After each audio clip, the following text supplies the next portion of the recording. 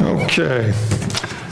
I'm going to go over just a broad brush about the amendments that the board is proposing for the covenants and restrictions as well as the bylaws. After the meeting, we'll have some handouts that y'all can take with you that actually is the detail, the actual explanation, as well as the actual amendment that we're talking about. It's in draft form, okay? Our attorneys have been working on this with us, draft form that we're going to be looking for input from the membership and to, number one, determine whether we even want to put this out to the membership for a vote. So that's the first question. A lot of that's going to depend on the input. Clearly, if we see that the membership is not interested in these amendments, we're not going to spend the money to put them out to a vote. So we'll definitely be looking for input from the membership over the course of the next few weeks. Then, so let me go right to that. And Mike, actually, if you want to get behind there, Mike, let me show you this. Just hit the enter button on the bottom right.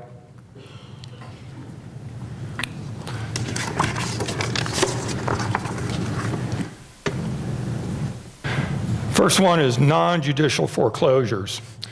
Foreclosures for us are a last resort. In fact, since I've been here 5 years, we've only had 2 foreclosures that Fairfield Glade Community Club actually initiated. Typically, it's going to be the property has to be at least 120 days past due and have a lien on it. We don't even file a lien until it's over 120 days past due. So we have to make sure that this is something that makes sense to file a lien on, and we do that after 120 days. Second thing we look for is that there's really no hope of recovery for that property, and the property's in serious disrepair such that it's really impacting nearby properties. The 2 foreclosures I mentioned since I've been here were both in Wilshire Hills. Both of them, the properties were dilapidated, and that was the only way that we could get the property back so we can control it and we could tear down what was on the property. So those are the primary factors that we look at before we even consider foreclosure. So it is truly a last resort and not done very often at all. Next one, Mike. When you do a foreclosure right now, you have to go through the court system.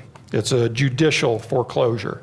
They usually take over 6 months, and you can usually spend about $5,000 in attorney's fees and court cost. Non-judicial foreclosures do not go through the court system, and so they don't take as long, much less expensive. So the hope is that if we have a situation like what I described before, that we can do the non-judicial foreclosure, get it done in maybe 60 days, a lot less money, and we're done.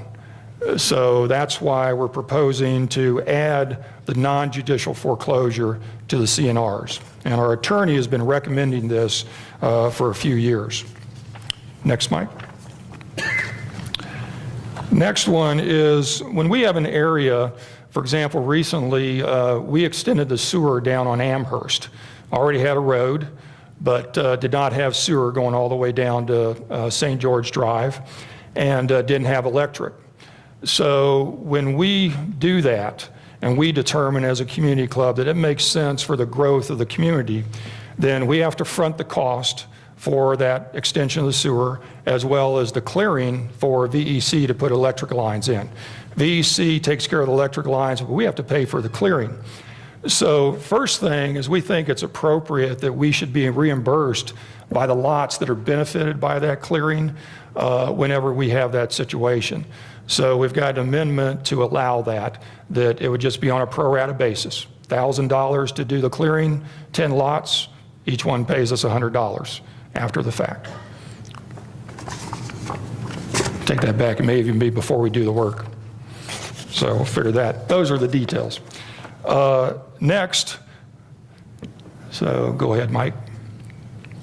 Same situation, only now it's sewer service.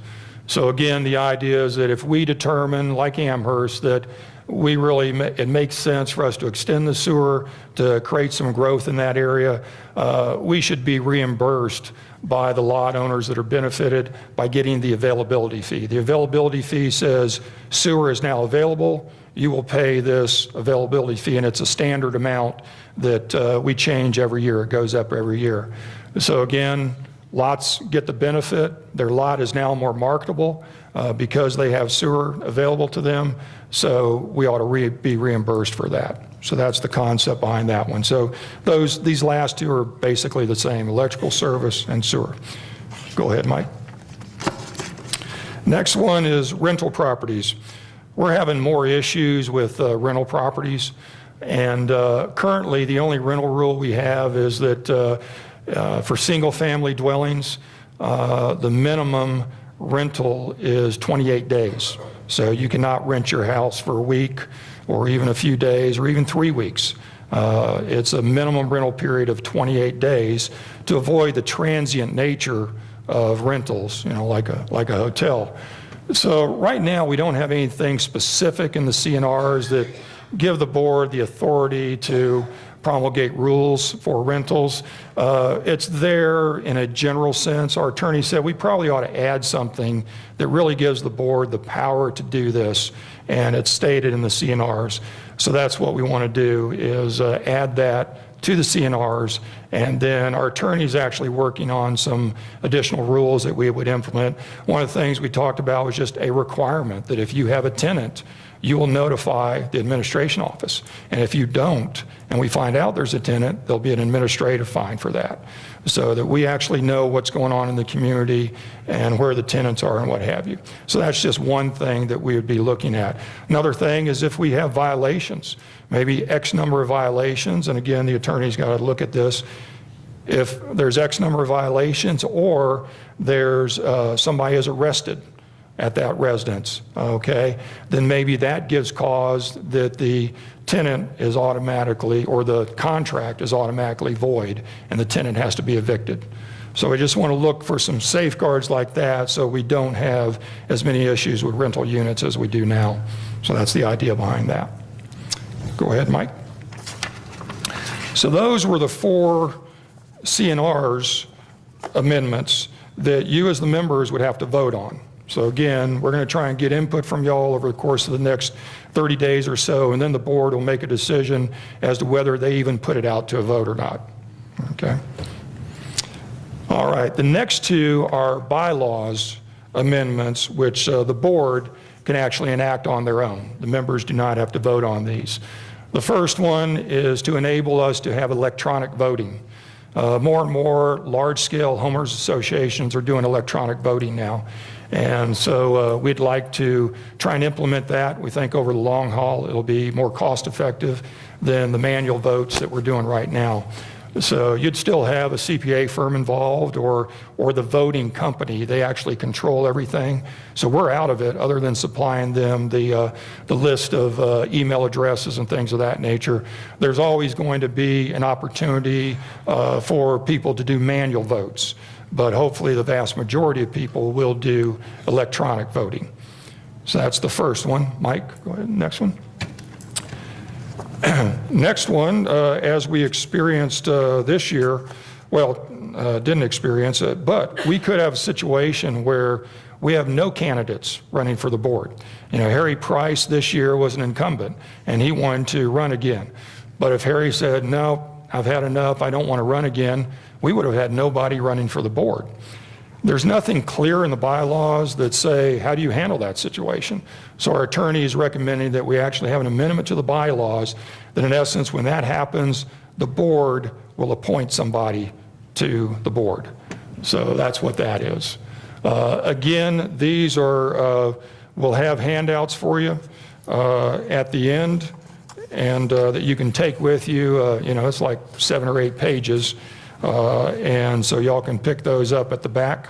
Pat, you're going to be at the back as you leave if you're interested in that. Questions? Ken? Question. You've heard the term salting the mine. Excuse me? You've heard the term salting the mine. Salting a mine, you said. You've heard the term. Over time, you could get in people because no one said they wanted to be a candidate to get all the people that you want in there to do what you want, which could be contrary. I'll reimburse. Oh, yes.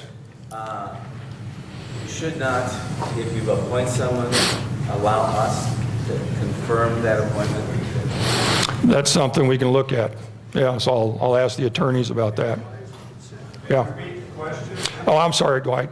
Question was that over time, if you had this and nobody came forward every year, you could be salting the mine where, you get cronyism basically, and those are my words, he didn't use that, and you just have a board that's all of like mind and what have you. So another option would be to the board appoints somebody, but the membership kind of confirms that person.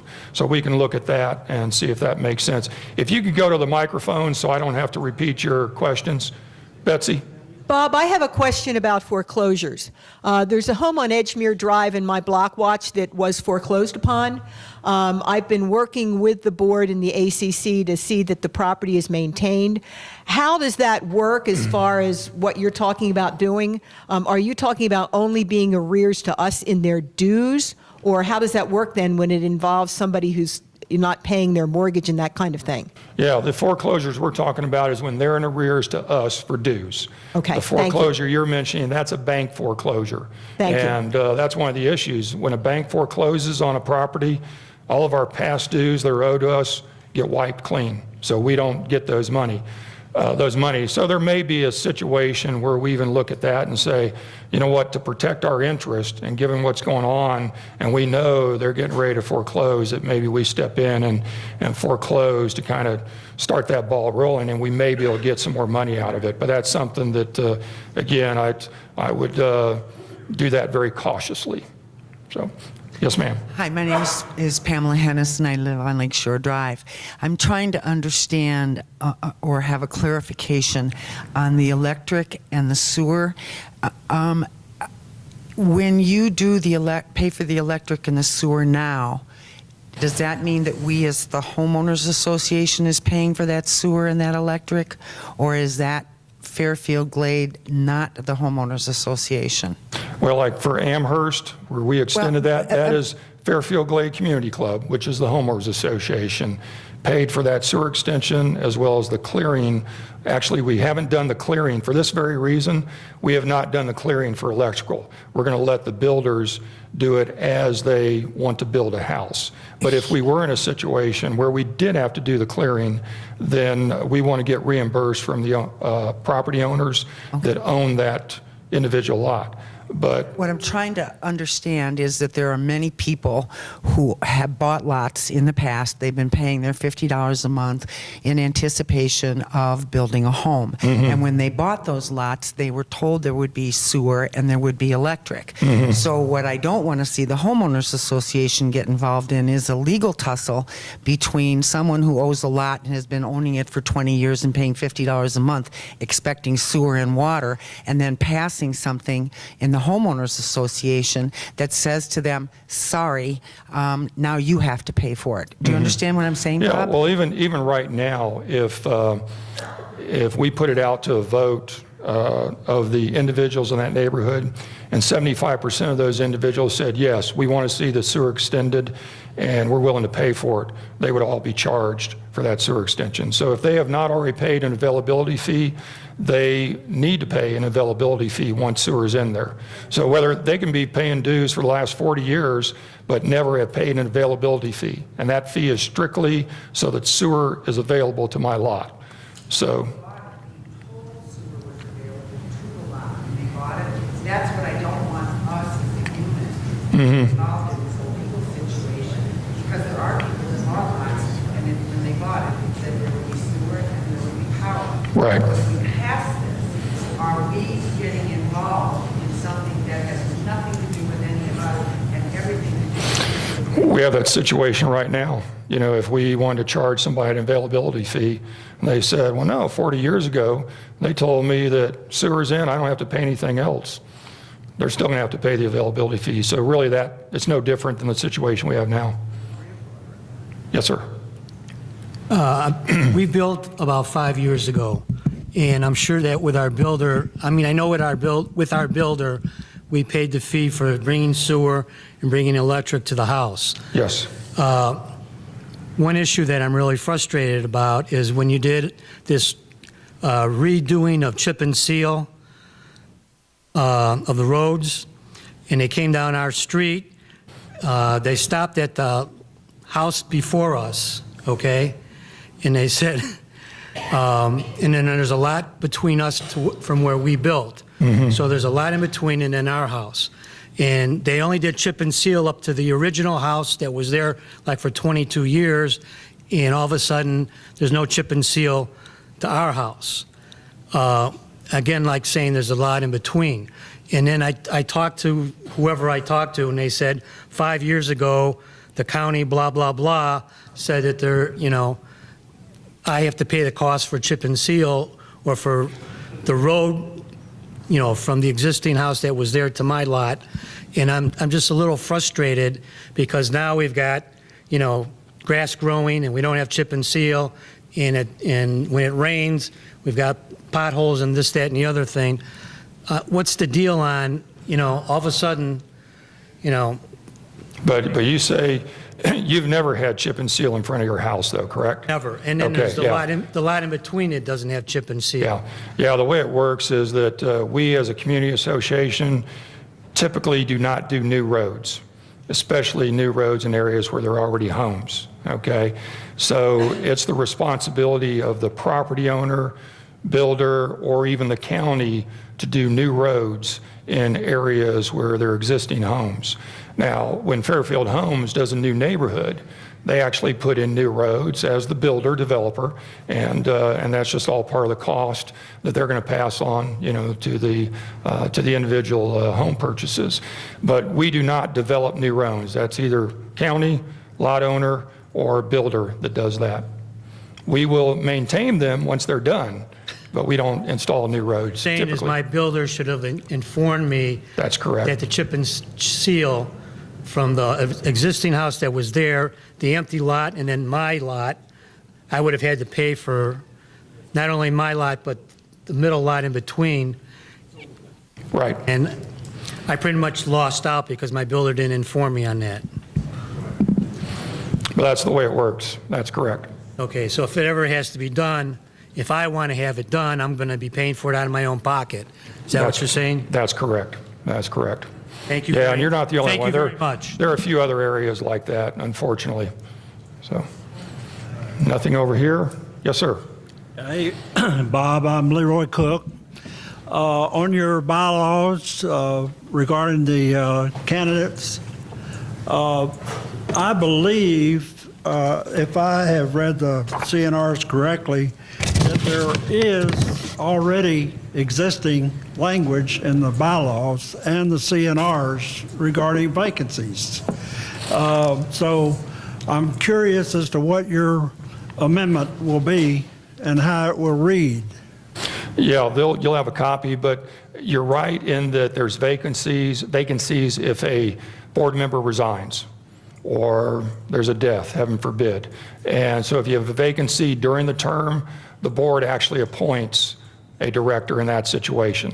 Okay, But there's but if no you- specific bylaw that addresses the situation where there are no candidates that come forward and a board member is basically rolling off, whether by desire or because they've hit their 2 terms. So you're that's gonna what we're trying to clarify. fill in. Okay, that's Yeah. good. Thank you.